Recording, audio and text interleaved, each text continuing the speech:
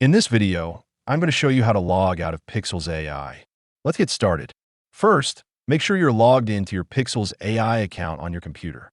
Once you're on the dashboard, look for the account option, which is usually located in the sidebar or at the top corner of the screen. Click on Account to open your profile settings and account options. Inside this section, find a Logout button. Once you see it, simply click on Logout, and you will be instantly signed out of your Pikzels AI account. After logging out, you will be redirected back to the login page, where you can sign in again anytime. This is especially useful if you're using a shared or public computer and want to keep your account secure and private. Always make sure to log out after your session to avoid unauthorized access. And that's how you log out of Pikzels AI quickly and safely.